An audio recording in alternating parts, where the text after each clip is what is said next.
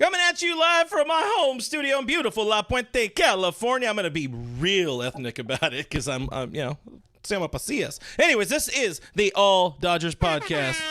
What is going on, people, on today's show? It's a special day, as we like to say in the business. First, I will note, we are recapping the Dodgers offseason. We're going to look ahead to spring training because it is truck day. The truck left from Dodger Stadium to Camelback. It's holding a bunch of shit, and we are feeling sexy. We are feeling good because that means it is almost time to see the Dodgers in uniform for real, and we're that much closer to opening day.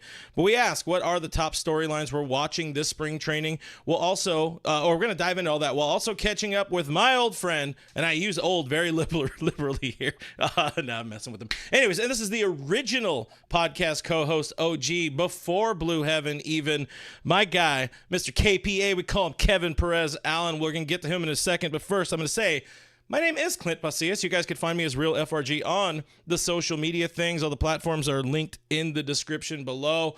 I'm a longtime baseball writer. I'm a sports editor. I've done things, covered the Dodgers for years, and now I'm here on my channel. So if you, while you're here, can hit that subscribe button, hit the notification bell, leave a like on the video. All of those things really help boost the channel, get it in the algorithms, and make YouTube love me, please. My mom never did. She was a nice lady.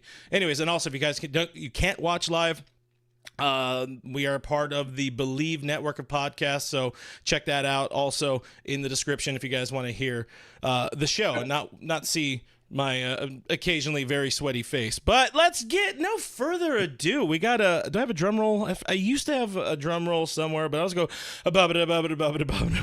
anyways, it's that guy. Kevin in the flesh on the internet. It's very late his time. He's East Coast now, so we won't be too crazy. He's got a family. But, Kevin, what the hell?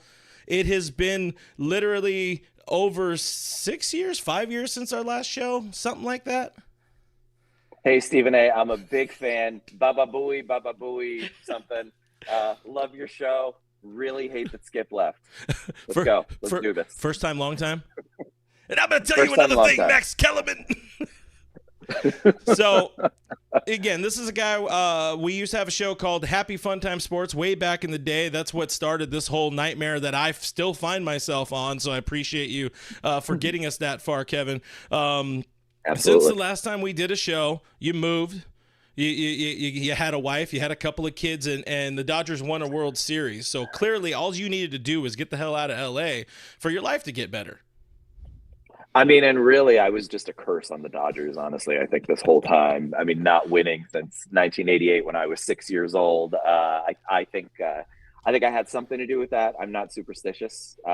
Just a little but stitious. I am a little stitious. So, yeah, I'm happy they won it. I know a lot of people call it an asterisk title, just like they do with the Lakers. But honestly, if it was that easy to do, why didn't your team do it? You know, you darn tootin'. As I also say, it's a very, very cutting edge show here. I'm going to dive into the comments a little bit here because the comments are already going off on a Thirsty Thursday edition of the show, guys. I'm really going hard. I've got Trader Joe's whiskey and Fireball in here for some reason, so things really could get off the rails. But Noah Ortega's in the chat. Hold on, I got to say, Kevin Uhas is in the chat. First Kevin. And then we got this Kevin. I think all the Kevins are in the chat. It's a Kevin-tacular here on this Thirsty Thursday edition of All Dodgers Live. But Kevin Uhas was first. Noah Ortega says, yo, Clint Nation. Hope everyone is staying dry. Currently driving, but know that Noah is listening to the show. Yeah, we had rain here today, and I know you still have plenty of West Coast fans, family, and all that, and friends. So I'm sure because people, people can't. Oh my God, it's so rainy when things happen here in LA. Craig, wait, I'm sorry. Was that Clint Nation? Was that what I heard? The fans here. I thought it was something different. I thought I misheard there. My bad. Oh wait, hold on. I got no, not this one. There it is. There you go. I didn't want to give you the clap. I meant to, the other one. We got the other Kevin in here as well. Kevin Skinner says, Kevin's Rise Up. Craig Osterberg's in the chat. Angel Enriquez, what's going on? Mr. Red Shorts, as they call him on there. $4.99 super chat saying first. He was not first. But Angel, I appreciate the super chat. It really helps out the old pocketbooks here and there. Angel also went so far as to send me a Venmo last week because the super chats were broken. So he's a real special one here. Mr. Classic wanted Corbin Burnes. We are going to talk Corbin Burnes later in the show. Los says, "What is up, Clint Nation?" Mr. Classic says the Orioles gave up peanuts for Corbin.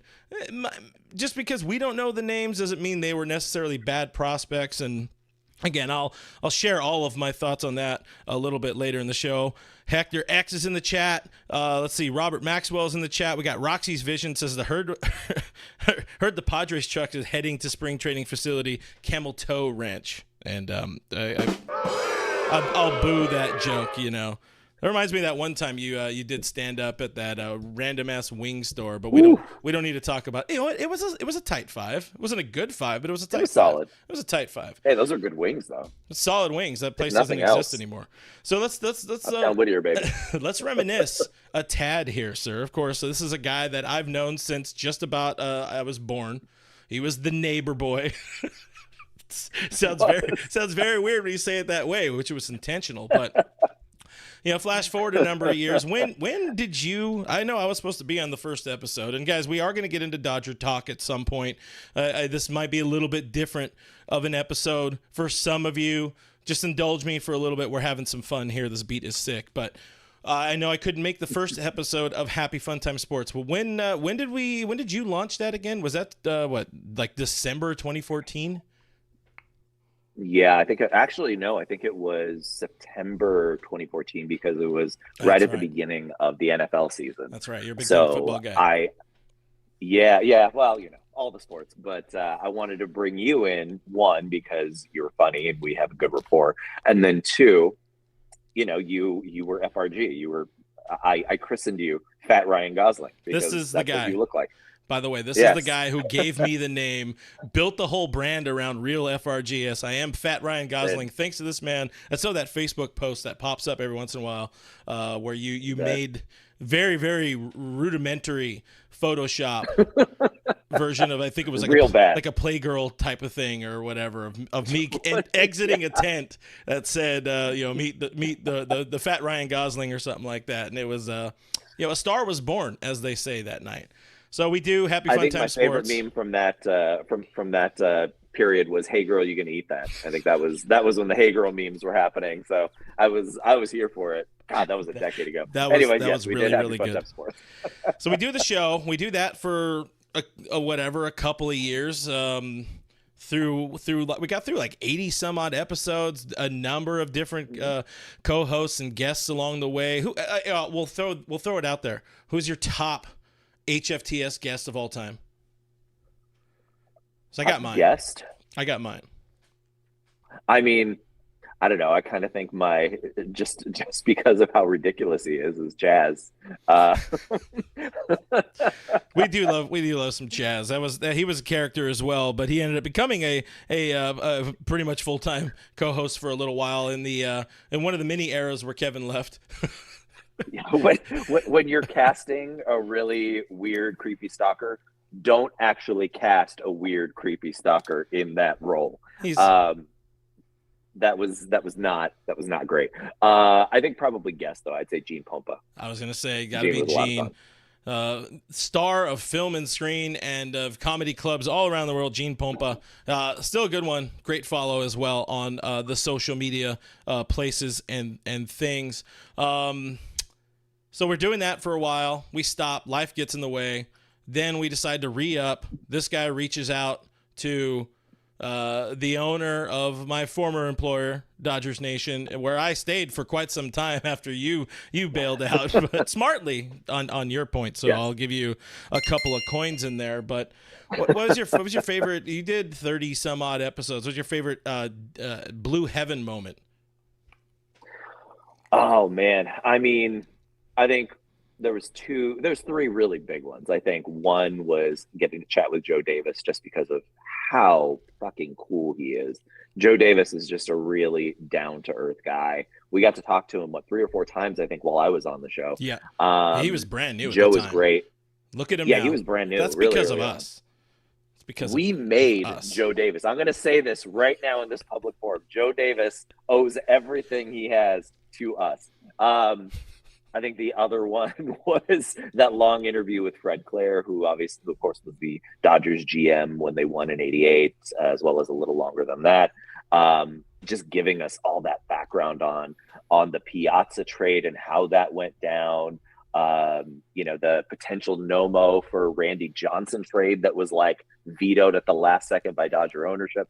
All that stuff. He also really, had really cool. he also had the hand-up accountability for the Pedro Martinez trade, which was huge. Yeah. Fans was 100% owe that '88 championship to Fred and some of the moves that he made. Talking about the addition of Mickey Hatcher, who we did also interviewed. That was Mickey was great. Al Ferrara was great. Oral Hershiser telling you to shut up was one of my top moments in life. Look, I love Oral. Don't we all? Great dog, bulldog man. He was my idol growing up as a kid, and so being able to interview him and have him give me like pointers to not like oh, I get it, like not be talking while he's talking was awesome, and he was just like the nicest guy. So that was great. I had a lot of fun at Blue Heaven and working the Dodgers Nation. It was just people obviously here don't know me, but I work in politics, and I moved to Washington, D.C. for an opportunity, and that's where I've been ever since, in 2019, I think it was. But the love is still there for his hometown boys in blue as I bring the chat in here on the screen. Appreciate you guys enduring a little bit of reminiscing, because I don't get to talk to this guy that much anymore. It got the time zone differences. He's got a family. He's got a better life now. But let's talk about these Los Angeles Dodgers. How about them Dodgers? We really haven't talked too much about this offseason in general, which, last time I checked was pretty fucking busy. What did you like about this offseason? The drastic shift from the norm that we've seen from this team over the last decade under Andrew Friedman. You bring in Shohei, Yamamoto, Teoscar, just the name, their star power that keeps getting added on top of star power. What did you like most about this offseason so far? I mean, look, like everybody else, I think the big thing for me is that Nabil Crismat is a non-roster invitee to spring training. I mean, that is the kind of franchise-altering move that any team would need to make. 8.32 ERA, 12 strikeouts, 7 walks last year, and on top of that, he's only 30 years old. I mean, this guy is a rocket ship to the moon. Love the Dodgers becoming Japan East. I forgot about this part. But I appreciate the sarcasm. Also, don't sleep on that fool Nabil, man. I'll tell you, man. He was good with the Padres. He can only be better with the Dodgers. Just throw that out there. Don't sell your Nabil Crismat stock just yet. Just wait like a week and then you can sell it. Look, I own a mansion on Nabil Crismat Island, so I'm just throwing that out there. It's reasonable. I love the Dodgers in LA becoming Japan East. I mean, that's exciting. Ohtani, Yamamoto. If Friedman can get that Dodger cloning, germ warfare, and community relations department to create Ichiro 2.0, I think we could lock down that Japan market for the next 2 decades. I'm very curious, actually, with those signings, if the Dodgers sometime in the next couple of years are going to play like an opening series in Japan against like the Giants or maybe the Mariners or someone like that, who also have kind of a foothold in that market. But that'd be really interesting. The Glasnow move. No, go ahead. I was going to say, when he's healthy, he's an ace. Yeah, he's got the stuff. I think if we have show flow, he does. I mean, he really does. Hair. Absolutely. I mean, the hair adds 3 or 4 miles an hour. We know this.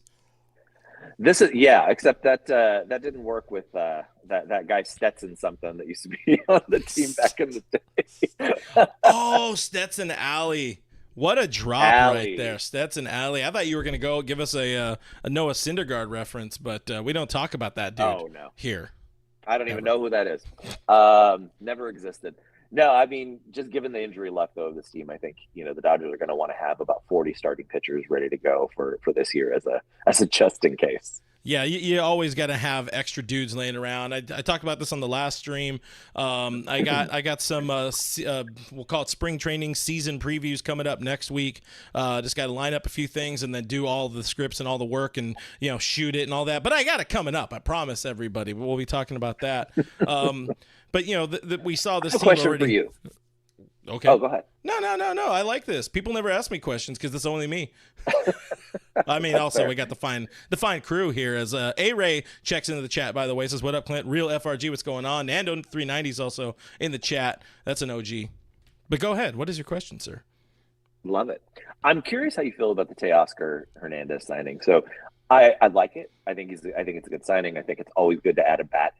He feels to me, and tell me if I'm wrong on this, he feels to me like an outfield version of Max Muncy a little bit. Like there's a lot of power. He's not really going to hit for average. It'll be a little better than Muncy's average, but he's not going to hit for average. He's going to walk less and strike out a little bit more, but it feels kind of like another feast or famine power guy. And I'm curious, and I'm not saying that's a bad thing. I mean, look, chicks dig the long ball, but I'm really curious kind of how you're thinking about that signing. I really liked it because I would rather have somebody that really excels in one area, and we know he has the power. We know he has on base at some points in his career. I like the idea of him getting mixed into this Dodgers, coaching staff, mixed in with this coaching staff, and Rob Van Scoyac, Aaron Bates, and all these dudes who they preach plate discipline, as we know, and they've done this over a few eras now of hitting coaches as well. We go back to Puig's favorite hitting coach, whose name escapes him right now. Turner Ward. Huh? Turner Ward. There you go. That's right. Yeah. They said Channer Rourke. I was like, that is not a person. But anywho, to stop derailing things. But it's a good move, and it was a move that was needed. You added a right-handed power bat for the outfield, and you don't know what you're going to get out of a repeat year of Jason Hayward. They're deciding to move Mookie Betts to second base, so you take that power away from the outfield, and you try to hopefully fill it in left field. And we'll say James Outman didn't have the most even of years, start through postseason. So anybody that's former All-Star that is a consistent major league contributor, I'm all about adding to this roster. So it was a good move. I really feel it was a very good move for this team. And one-year deal, there's no, as a number of people say here on the internet, there's no such thing as a bad one-year deal. Yeah, I totally agree with that. And more deferrals. I'm really interested. Oh, more deferrals. More deferrals. They just keep deferring contracts as well. I think he had like $8 million of his contract deferred till over parts of years. I forgot what the exact thing is. So he doesn't even cost them the $23 million this year. So keep doing what you do, Andrew. Yeah, I talked to my mortgage company the other day, and so I'm deferring all of my mortgage payments for about 60 years from now. So I'll be about 100 years old before I start paying my mortgage again. So reasonable. Very excited about that. It's a smart play. Look, if Shohei can do it, it's 100%. I'm just as talented, clearly. As Shohei. I mean, I think I remember back in the day we called you the Shohei of online sports talk before Shohei was even known in the States. So like, you can do it. If anybody can pull it off, you can do it. So speaking of pulling I was giving out $45 million a year contracts before this was actually happening. One more question for you. The James Paxton signing, that's getting more and more interesting. I'm thinking by the end of the season, he's actually going to be paying the Dodgers to play for them, given what's happening right now with that contract. Are you worried? Are you nervous about that? Or is it just not a big enough deal?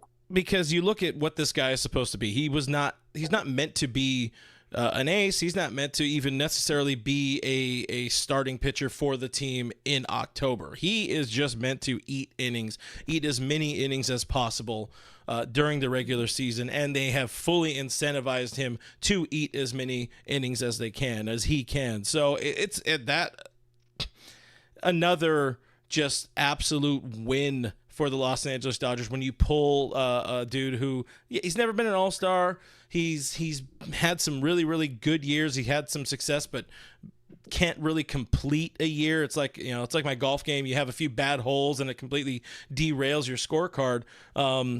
he's kind of been that guy, but he tends to do it on the back end more often than not. But it's a great deal. They say they're not overly worried about whatever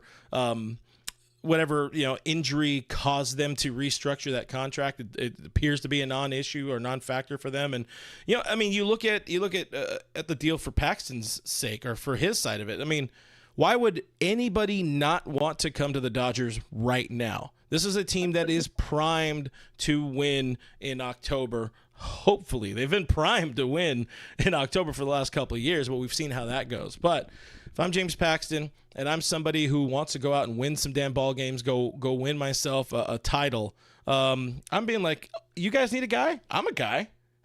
Let's go. It's a good deal. Yeah, no, I think you're right. And again, like I said, you need like 40 starting pitchers on this team. You need the depth.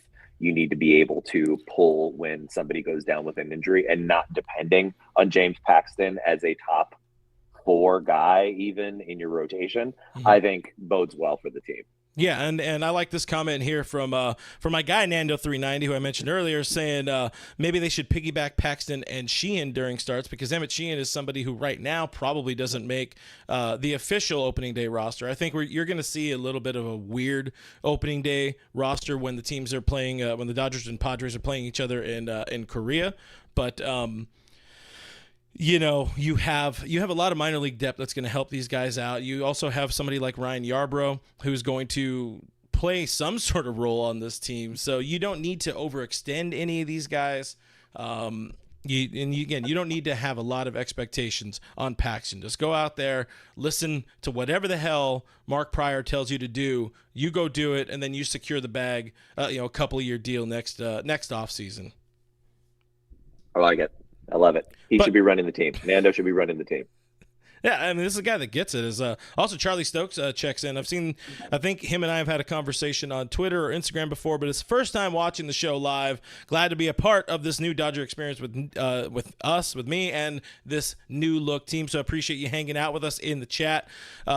Charlie, as A-Ray brings up a good point, guys. I don't have a button on this particular screen, but you should be liking. You should be hitting that thumbs up button. Thumbs up really helps get this in front of your grandma's eyes, and she's the target audience. She's my target demographic for sure. But Kevin, let's look at the fact that it is February 1st, and that means pitchers and catchers report next week. Like I already said, in the intro of the show, the truck took off from Dodger Stadium today. What are the storylines that you are most looking forward to this spring? Like, what stands out for you? Well, I mean, I think first everyone wants to see what Yamamoto is going to look like against guys who are going to be playing in single A most of this year. So I think that is, kind of first and foremost, how does he do against major league talent? A little more impactful, I think, though, is going to be, I could be alone in this, but I feel like there might be a battle for the backup catcher position with the team. There's an opportunity there, I think, to unseat Austin Barnes for that position, especially given Clayton Kershaw is not signed yet.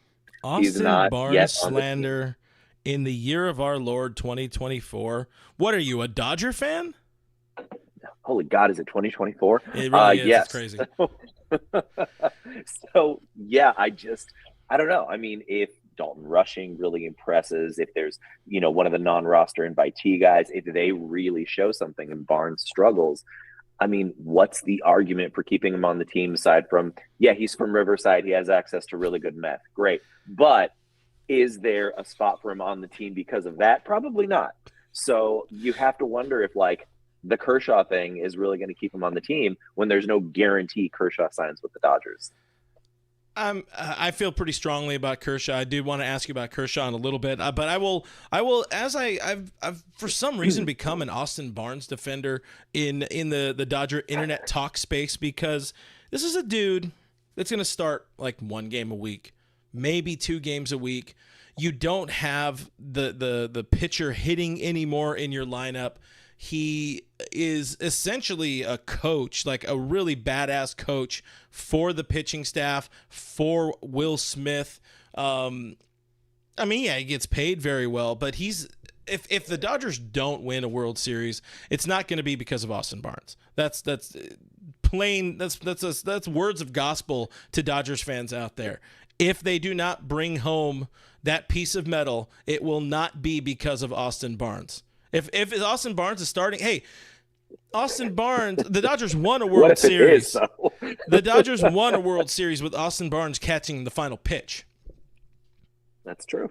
So that is, I will not stand here, and it's very good meth in Riverside, as he says. A-Ray says, his grandma loves me. Appreciate you, A-Ray. Or they, I don't know. I'm assuming it is a he, but you never know on the internet, but appreciate A-Ray. But also, I'm saying A-Ray's name properly.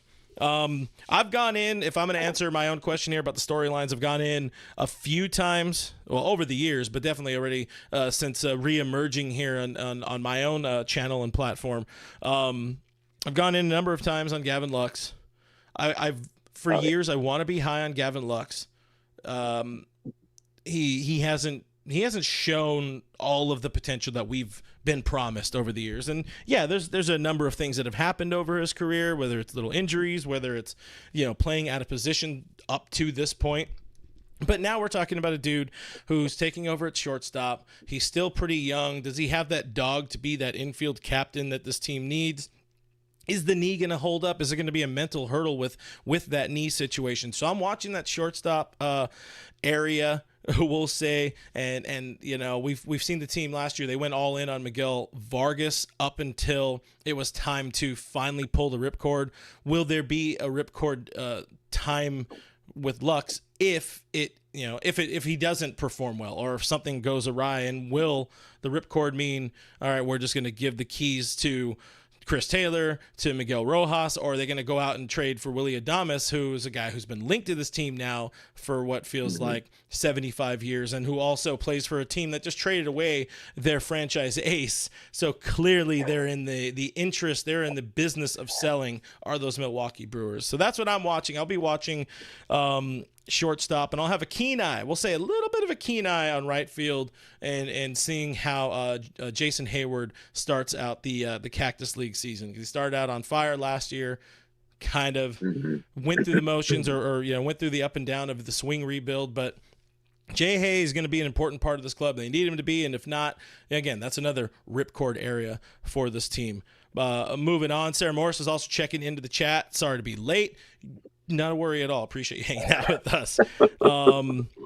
Grizzly says the Dodgers need to bring back Kike and Puig. I'm a no on both of those guys. Where are you at on those? Both free agents. Well, you were Kike's ring bearer, weren't you? Yeah. At his wedding. Yeah, ring bearer. That was our failed attempt to get you into Kike's wedding. I don't know if that's what got me blocked, but I definitely got blocked by him at some point over the years. Or something. At some point that happened. Yeah, I don't know. I mean, with Puig, I think it's a no. Look, I loved Puig. I was probably the last one to sell my home on Puig Island. But where all you do is lay pipe and hit home runs. But I don't know with Kike. I mean, he was so much better last year than I thought he was going to be when he came back. I mean, that was pretty surprising. I think he just loves being a Dodger.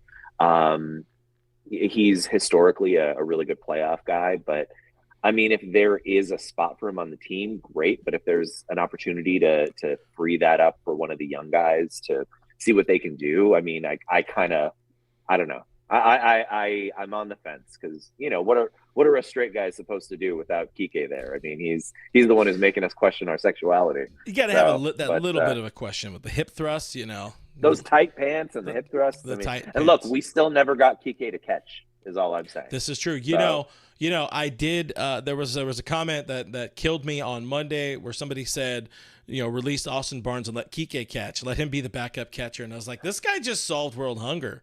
Pretty much right there. Really did.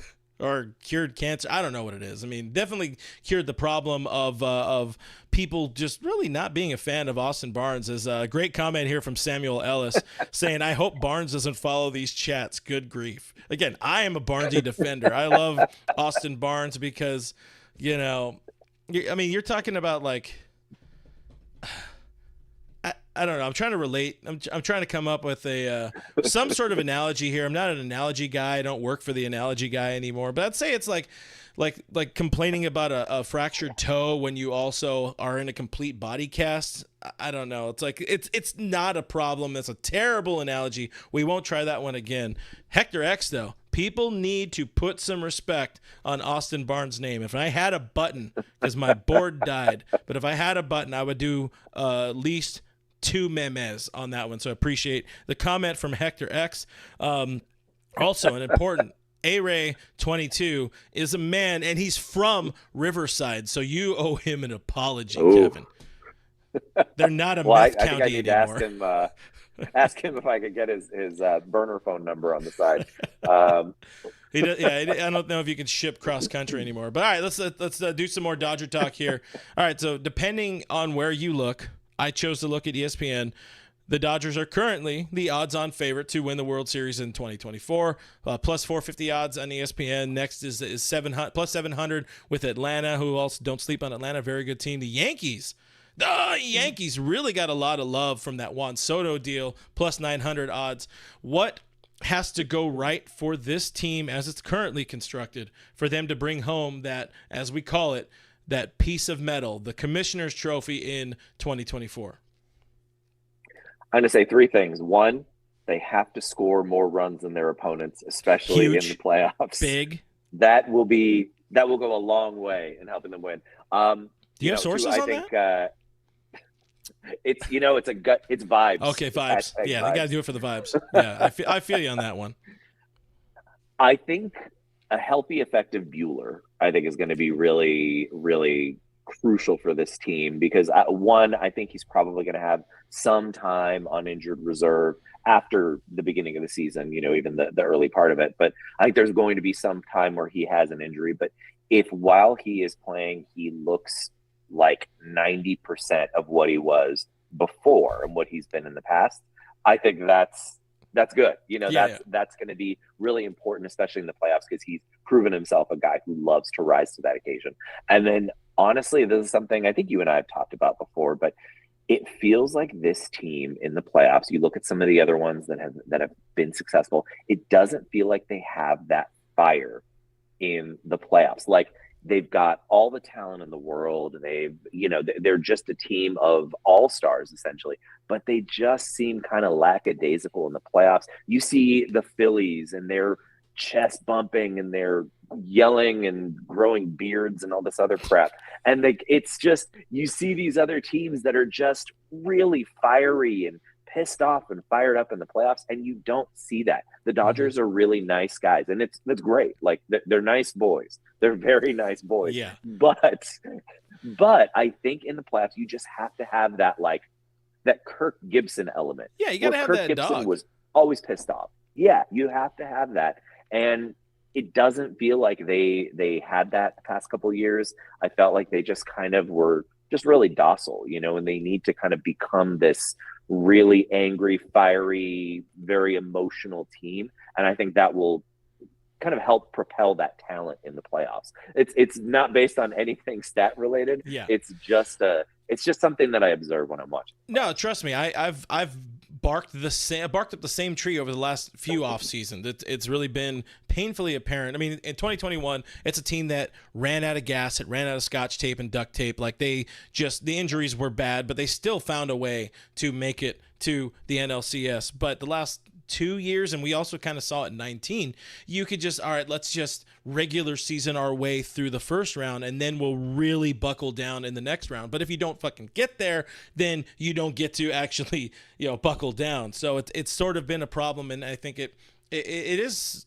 something. Maybe it's a mentality thing with some of the some of the core veterans of this team, but I was kind of expecting more of that mentality change last year when in the post Justin Turner era. Not to put anything on JT, but that was after the 2022 bounce against the Padres. I was like, something needs to happen. Something drastic needs to change with this organization.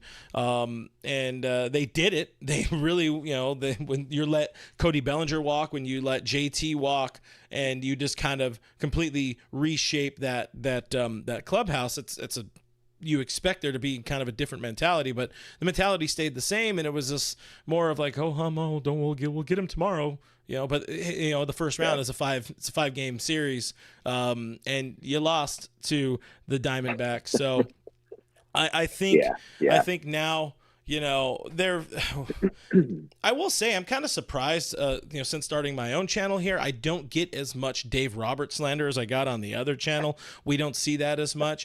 I will say Dave has gotten so much better over the years in the postseason. A lot of the problems that have happened over the last 3, 4, 5 years or 4 years have not really been him. It's last year the front office didn't bring in starting pitching that they needed.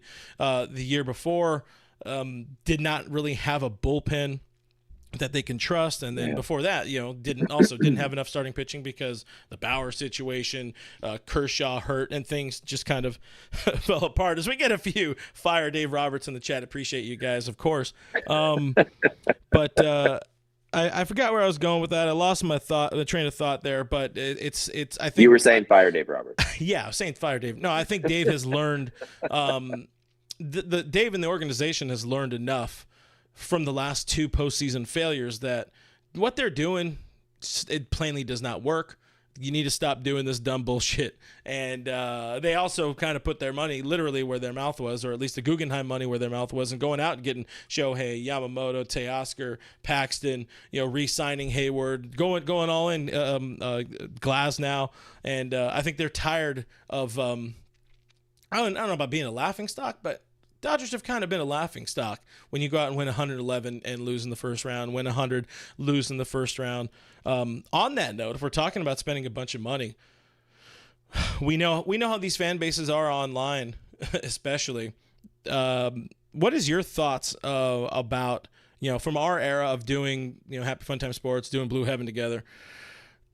It was very much it was a built from within team, and now it's a bot team. It feels like more of a bot team. It's not fully a bot team, but it's the closest it's ever been.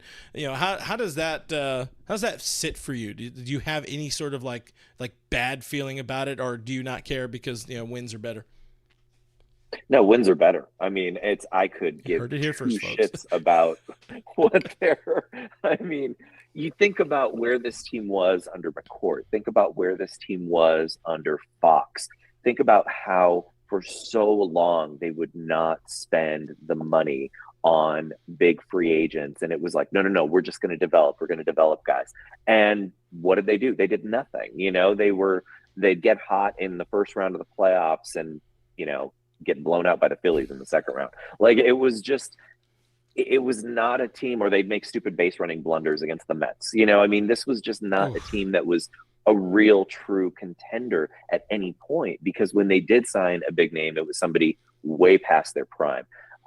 They would let someone like Adrian Beltre go, a future Hall of Famer. Like, there was just so many stupid moves and an unwillingness to spend money. Mm-hmm. I remember when McCourt had to put the team up for sale, there was some guy who ended up being just a total bullshit artist, but he had gone on all of these radio shows and had created a website and all this other stuff, and talking about how I'm a billionaire, and if I'm trying to buy this team, and if I buy them, Prince Fielder is going to be right there playing first base for the Dodgers and all this other stuff. And he ended up being just, again, a bullshit artist. He didn't actually have any money, but I don't know what his end goal was, but he got a lot of support from Dodger fans because it was like, hey, a guy willing to spend some money on this team. And I think, one, we can say, yes, this is different this offseason, like you said, from what Friedman and this whole regime has done before. But at the same time, I think they've proven that they are willing to spend the money on the guys that they know are going to make a difference. I mean, the Mookie money, the Freddie Freeman money, mm-hmm. They offered the money to Zach Greinke before he left. He just left, but he had a big offer on the table. Yeah.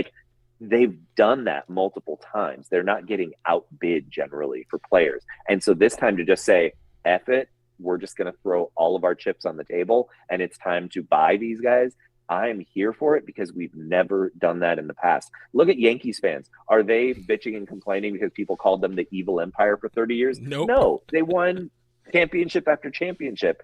I'll take that and the tears of Astros fans and Giants fans over, no, we got to do it homegrown. No, this has got to be our team. No, it's our players. No, F that. Like, yeah, I'm trying not to drop F-bombs here on your channel. Fuck yeah. So, fuck those guys. and demonetized. Like, I am really, really glad that they are spending the money now, honestly. As a Dodger fan, I could not be more thrilled. And if we do some creative mental gymnastics here, somebody like you mentioned Mookie, that was them drafting guys, sending draftees and acquiring talent and trading to get a guy. They still invested in their they invested in their farm system and in the front office, the organization to acquire talent that lets them go out and trade for people that they can later extend. Like we just also saw this offseason with Tyler Glasnow, who, if he was a free agent this winter, would have been one of the top 3 or 4 guys available on the market. So they found a way.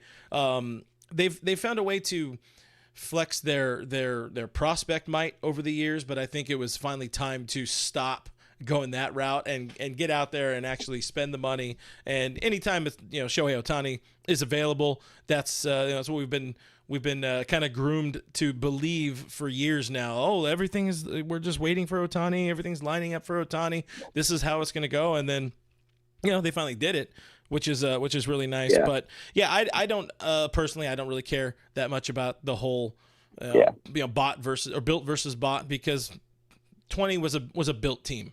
That was fully, it was 16, I think, of the dudes were born Dodgers, and they won a World Series. And then people don't care about that World Series. So who cares what the outside noise? Who cares about them haters? The haters can just shut up, dog, is what I'm saying, to bring you back home to Pico a little bit there, my guy.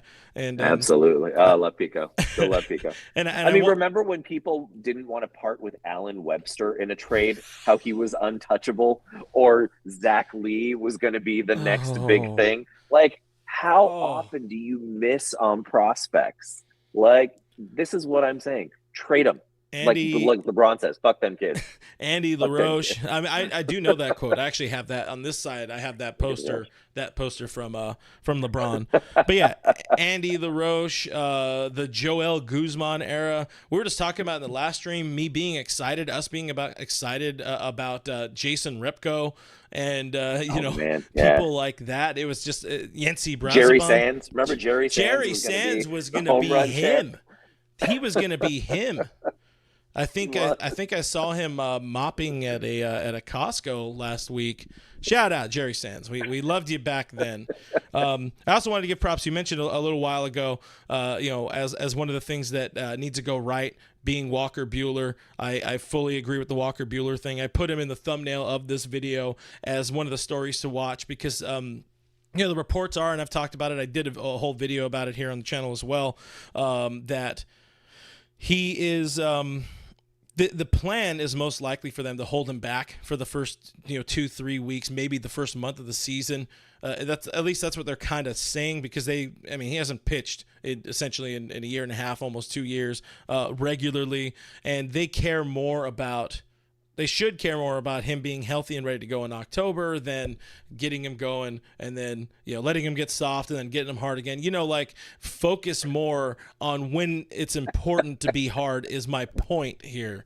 Give him that Quit blue edging chew. Walker Buehler. Thank you. Is that there? See, this is where we definitely wouldn't have made it if we kept going as a podcast together for that long. But damn, did we have some really awful things to say together, and I always appreciate doing that kind of stuff with you. Quickly, I'll give you one. Give me upwards of 7 words. Why? What goes wrong if they don't make it to the World Series? Honestly, they probably ran into a hot team. I feel like the baseball playoffs are the biggest crapshoot in sports, and it's extremely rare that the best team wins the World Series. that's just unfortunately how it goes. It's just baseball is a cruel, cruel mistress. And if you run into a really hot team, I'm genuinely hoping that the Dodgers are in a division battle like till the last week of the season, so they are at their best.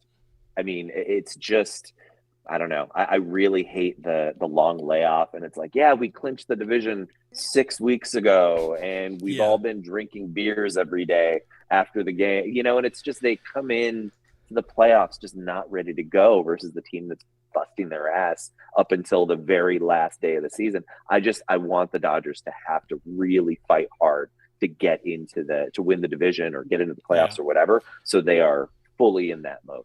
And we see, that definitely it adds to, as you said earlier, like the lackadaisical kind of mentality, and we saw that with your now hometown-ish Orioles, and close by, close enough. Which one is closer? Is that or the Nats? Nats are closer. Okay, yeah, the Nats. I'm sorry, it's that's really barely bad. a baseball. If you want, I can give you Josiah Gray's number. You guys can become best friends.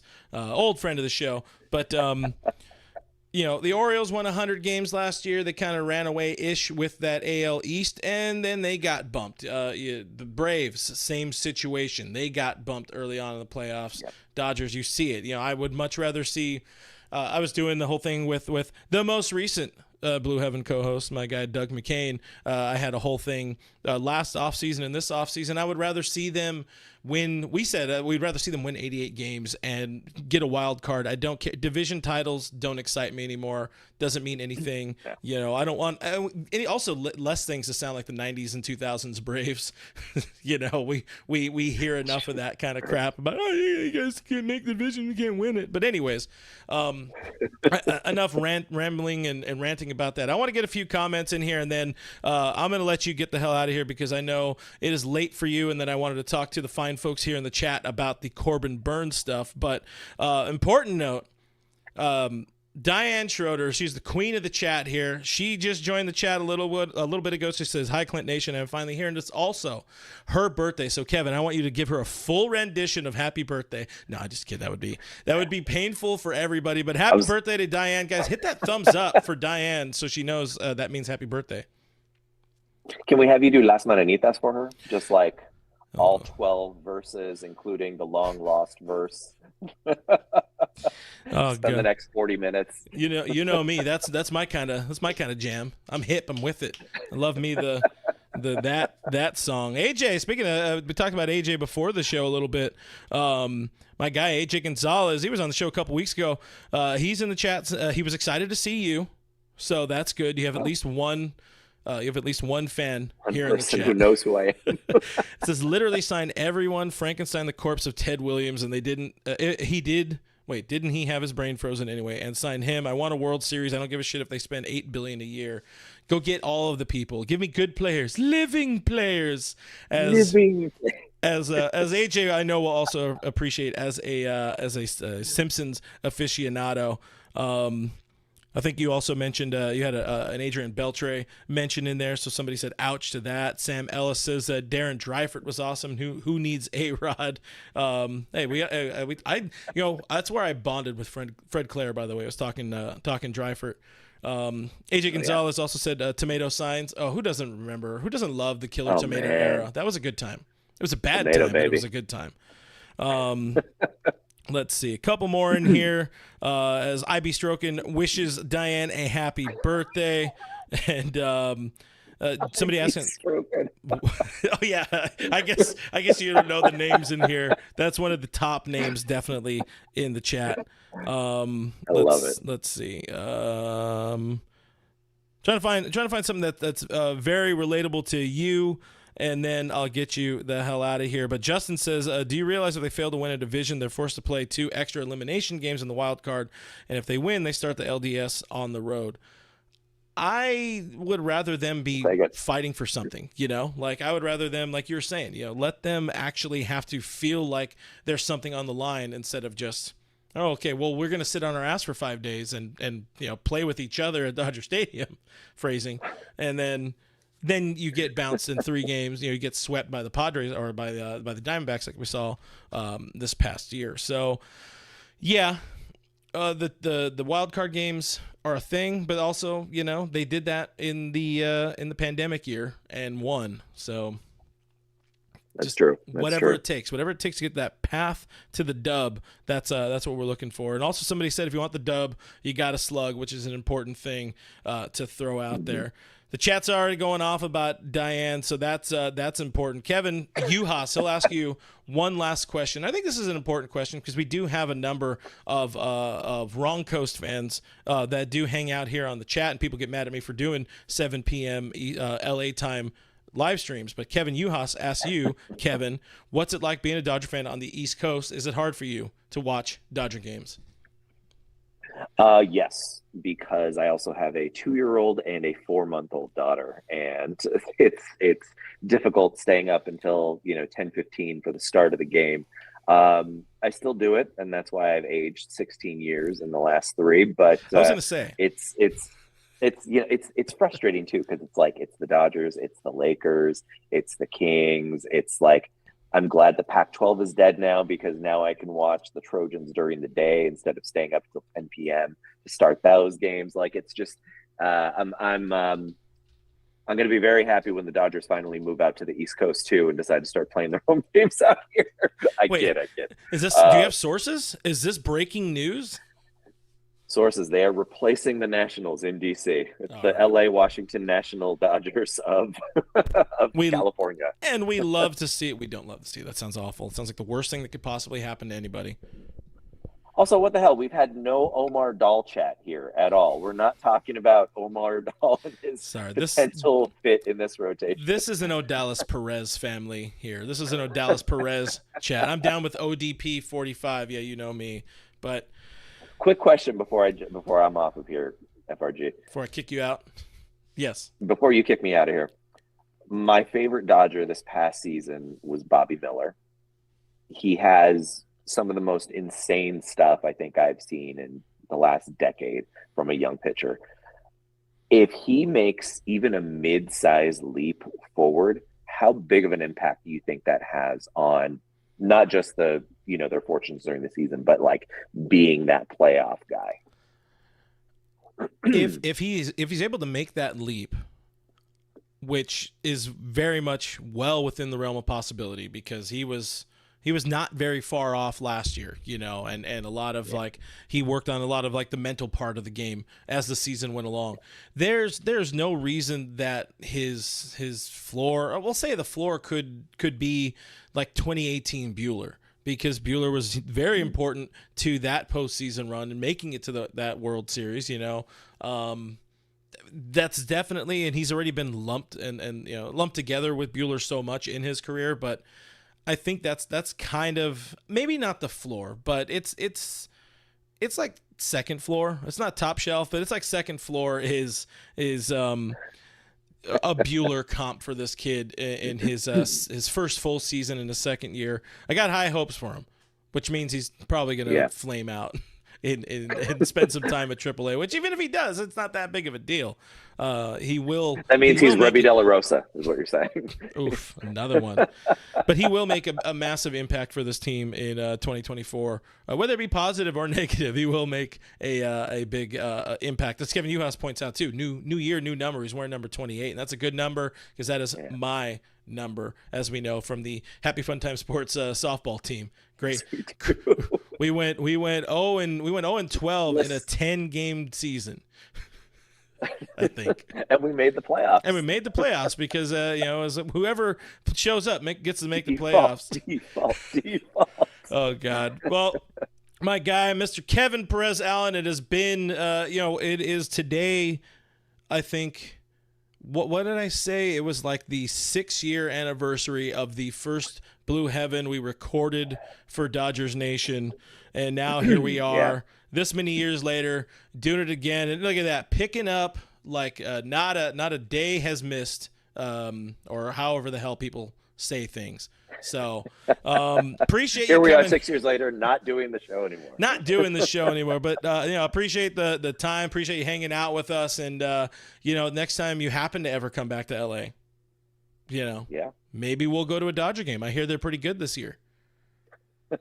We'll see if I'm here during the season, but yes, I will. For sure. I would tell people to follow him on social media, but he does not want that, and I respect him for that. But guys, that was Kevin. If the board was on, I'd give him the clap, but I'll give him the manual clap here, like our ancestors used to do. And then we'll see you on the next one, my guy. Thank you, sir. Great job. Okay, bye. All right, let's move on to more Dodgers conversation, guy. You see, hit that subscribe button, hit the thumbs up. We'll be here for a little bit longer. I appreciate y'all indulging me in a nice convo, a nice chat with my buddy Kevin. I know it's a little bit different, but we still don't have and probably plenty boring for people who don't know and don't know us and didn't listen to us back in the day. If anything, you guys are again indulging me a little bit here because him and I haven't done a show for a while, but this all is he's kind of responsible for all of where we're at in some way, shape, or form. But the important thing is, hopefully, it's the last time we have bullshit guests on. No, I'm just messing around. Appreciate Kevin, and it is spring training time just around the corner, so we'll have real baseball talk to talk about. We do have real baseball talk to talk about right now, directly, indirectly relating to those Dodgers, as we are going to talk about Corbin Burnes. I got some thoughts on that. I got some thoughts on how people are reacting online. I do want to get into the chat, though. Appreciate you guys hanging out. I don't know if I've missed anybody or anything. I don't know if I missed any super chats. If I did, I apologize. I know I got the one early on, but some love in here from IB Strokin and Rod Wilson about Bobby Miller. We got hashtag Bobby's World, and we also got Ice Bobby. Definitely, you got to be high on Bobby Miller. You got to be high on B-Milled. It's Miller time in 2024. Diane Schroeder, again, happy birthday. Make sure you guys give your love to Diane in the chat. It is her birthday. Happy 21st birthday, Diane. She says smash that like button for me. And you're doing it for yourself. You're doing it for her. If you guys hit that, you hit that like button for sure. Rod Wilson smashed the like button for doing that. So we appreciate Rod for doing that. Nora Ortega. Oh, damn it. I don't have my soundboard died. It's all gong. Does that work? It's kind of embarrassing to gong. But I gong. $1.99 super chat. This was a little bit ago. It says Kevin and Clint wants us to sing happy birthday. I would need a lot more than $1.99 to embarrass myself on the internet singing happy birthday, Noah. But I appreciate the super chat for show. Let's see. D-Rod asking, did Mariano Duncan play for the Dodgers? No, he did. He was he played for the team in the 80s. He also coached for the team in the late 2000s. Let's see. Words and stuff, a lot of love in there. Kevin says I did miss a super chat, unless it was the one from just above, so definitely not going to do that one. Angel Enriquez, bong, there's your gong again. Another $1.99 super chat. Thank you, Angel, Mr. My Guy. That's what I'm going with. This is IB Stroking is a great name, and happy birthday, Diane. It is one of my favorite names here on the internet. But let's talk about one of Dodgers fans' favorite names to be linked to over the last, let's say, 3, 4, 5 years. That is Corbin Burnes, who, we talked about it a little bit, kind of alluded around it. He's traded today. Shocking blockbuster deal, wholly unexpected, sent to the Orioles for some dudes. Let me look it up again. I forgot who the players were because you're never going to know who they are, but it's two prospects plus a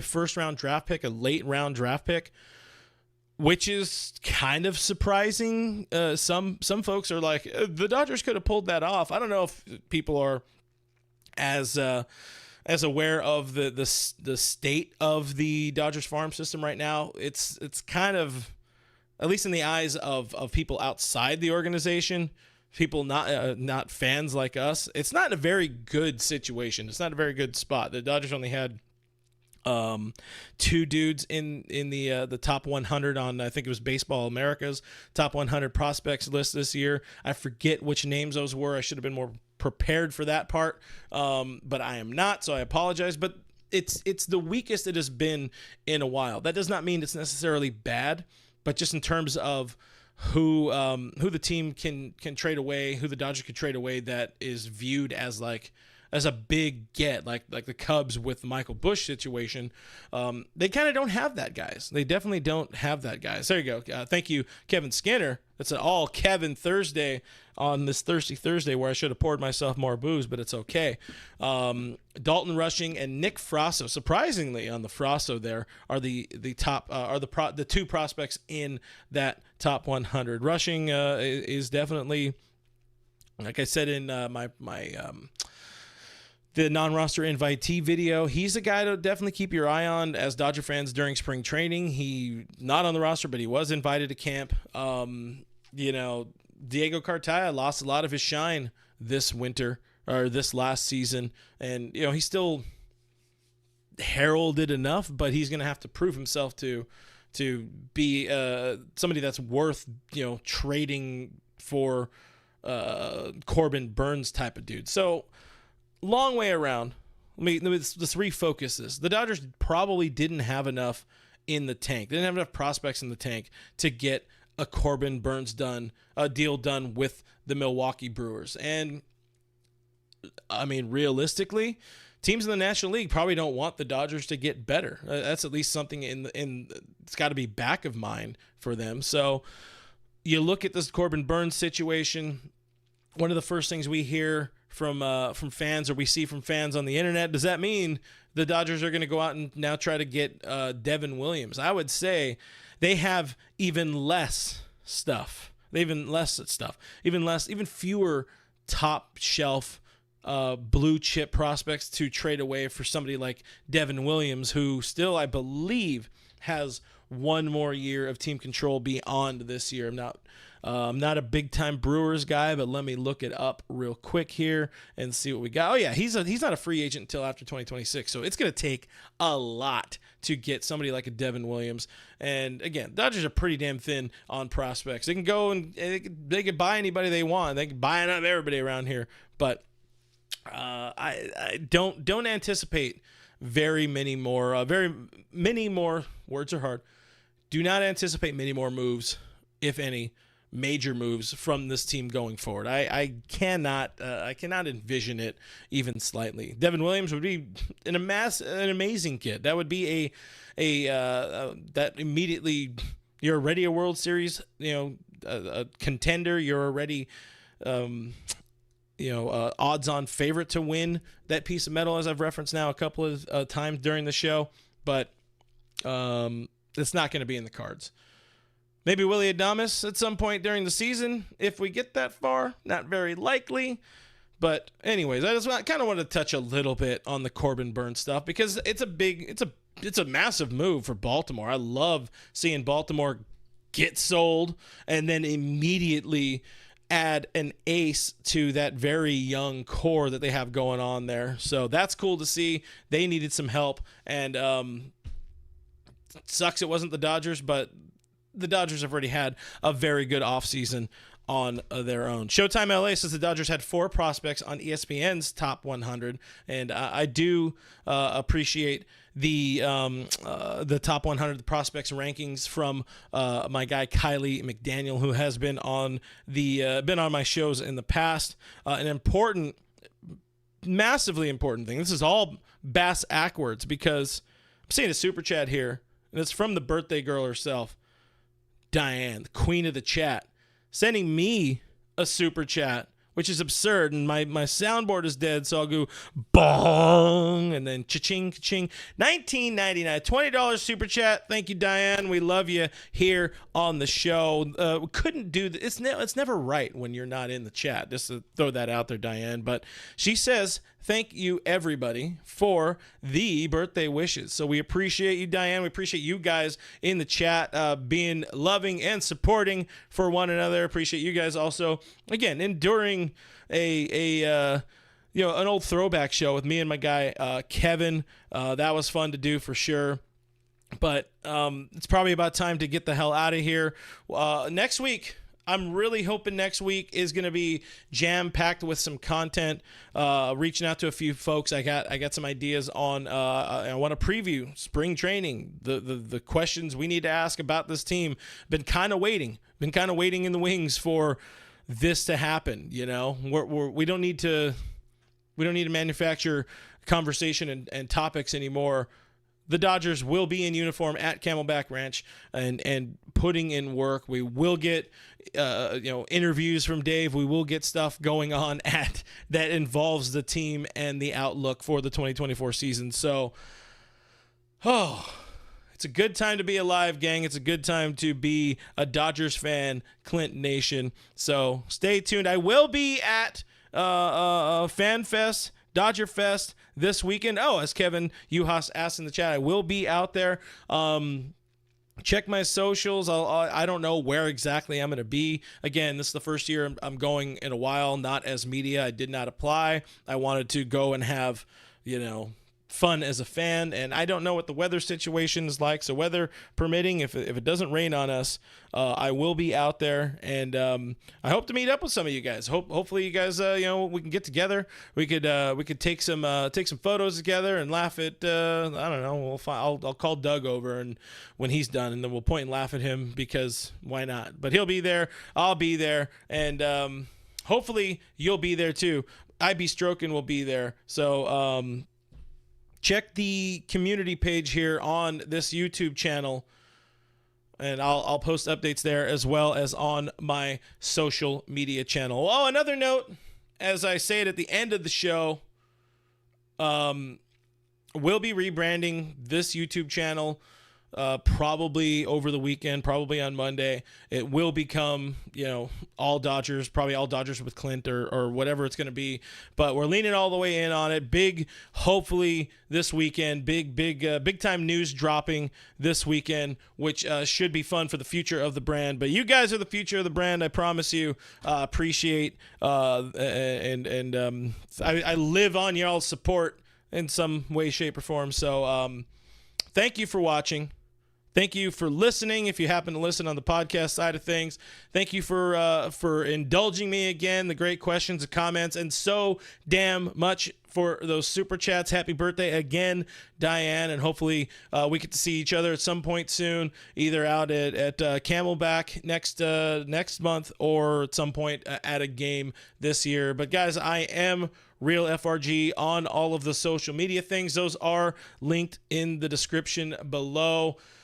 Subscribe really helps out the channel. It's completely free. Hit a thumbs up on your way out, and that would be like a virtual birthday hug to Diane. Totally. It has nothing to do with me. But anyways, I'll see you guys on Monday officially. Okay, bye.